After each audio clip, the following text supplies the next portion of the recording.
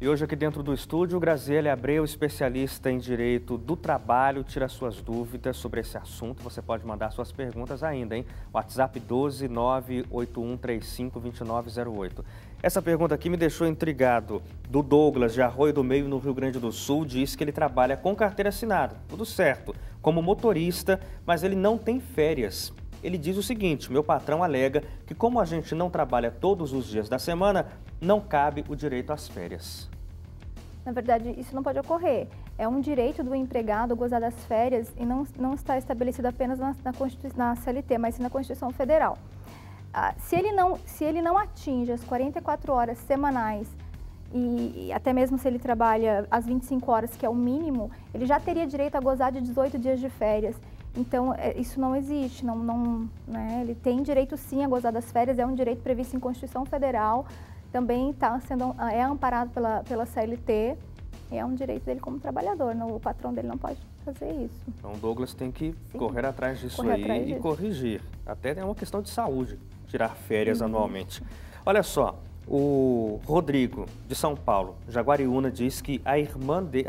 isso aqui misturei. Ele diz o seguinte, que a empresa não apresenta o acordo coletivo e aí ele diz, a gente fica sabendo só por meio verbal, nenhum documento é apresentado. A empresa é obrigada a apresentar os documentos de um acordo coletivo? Geralmente, a empresa ela não vai entregar o acordo coletivo para o funcionário, né? Até porque é um documento grande, extenso. Ele tem direito a saber desse documento no Ministério do Trabalho, no próprio sindicato. Existem outros meios dele buscar ter esse documento em mãos. Mas é bem normal que a empresa não entregue e que ela só diga algo que vai acontecer, algum benefício que vai ter, quando for estabelecido. Agora, se ele quer o documento de inteiro teor, ou ele pode pedir, mas se eles recusarem a entregar, ele pode ir no sindicato, no Ministério do Trabalho. Existem outros meios. Ok. E o Paulo Silva de Guarulhos disse que a irmã dele foi demitida e só depois descobriu que ela já estava grávida no momento da demissão. Mas aí os patrões disseram que para readmiti-la, ela tem que fazer a devolução do que ela recebeu na rescisão. Ele pergunta, isso procede? Procede. Procede sim, é necessário que ela devolva, porque na verdade ela vai ser reintegrada na empresa, né? Então, ela deixa de ser uma funcionária demitida e passa a uma funcionária demitida como qualquer outra. O que acontece, que pode acontecer, é um regime de compensação, ir descontando aos poucos. Mas lembrando que não pode ser descontado nada mais que 30% do salário dela. Mas assim, a princípio, a regra é que ela devolva. Ok, então procede mesmo. Outra pergunta aqui é do James, de Pindamonhangaba, em São Paulo. Ele trabalha numa fábrica e fala o seguinte, já tem 2 finais de semana que eu trabalho direto, sem folga. E eu ouvi dizer que caso eu não tire o descanso, eu tenho que receber em dobro o dia trabalhado. É certo isso? Como reivindicar, caso seja verdade? Olha, na verdade, eu vou ficar devendo essa questão de ser em dobro. Mas é verdade que ele precisa sim ter esse descanso semanal remunerado, que é as 24 horas que o funcionário tem direito. Aqui a gente usa como se fosse o domingo, né?